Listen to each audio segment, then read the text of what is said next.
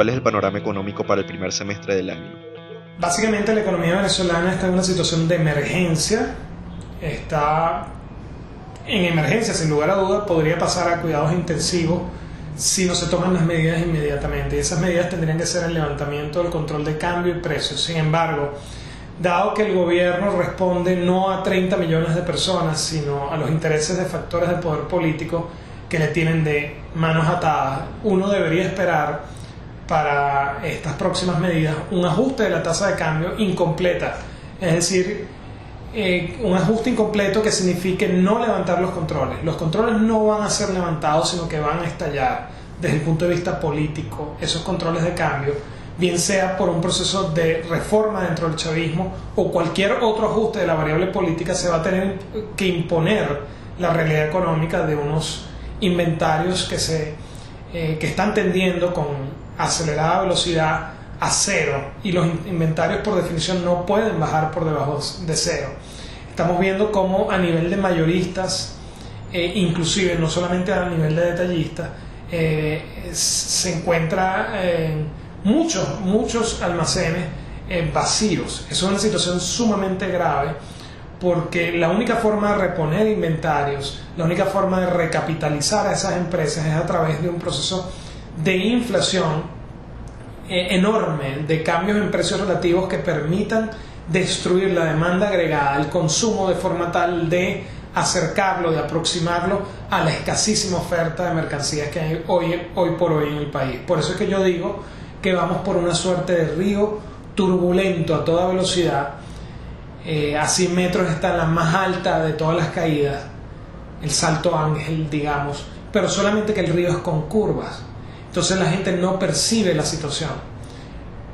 Cuando los inventarios de las empresas desaparezcan, ya no de forma puntual, sino de forma generalizada, aquí se podría producir sin lugar a duda una situación de conmoción social. Es nuestro deber alertar para que se tomen las medidas correctas y se logre, levantando el control de cambios y precios, acabar con esa situación de escasez que está viviendo el país, que ya ha conducido a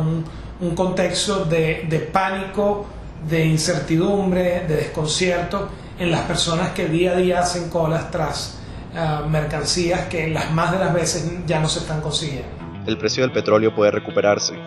La expectativa con respecto al precio del petróleo es que no se recupere de forma fundamental, es decir, si se da una recuperación no sea a los niveles de 90 ni 100 dólares, sino más parecido a niveles de 60 o de 70 para el WTI. En ese sentido, es un año muy malo, y la caída de los precios del petróleo lo que hace es acelerar el proceso que ya se estaba viviendo de crisis en el país y obligar a que las medidas se tomen antes que lo que pudiesen haberse tomado si los precios del petróleo no hubiesen caído.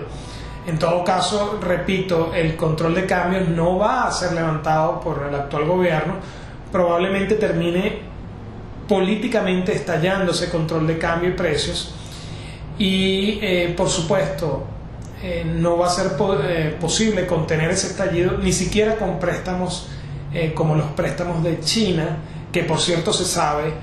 que no fueron obtenidos. La información que a mí me llega por distintas vías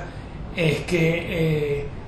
se llegó con las tablas en la cabeza, porque los chinos exigen una eficiencia con el uso de los recursos que no existe, y por tanto dejaron a consideración, a evaluación futura, otros proyectos que podrían arrancarse, pero no hay ninguna entrega de capital, no hay ningún desembolso, ni se espera ningún desembolso en los próximos meses. Por tanto, la situación lo que puede es empeorar. Para que se resuelva el problema, repito, hay que levantar los controles de cambio y precios, entre muchas otras cosas, pero fundamental es que se acabe con el régimen de controles.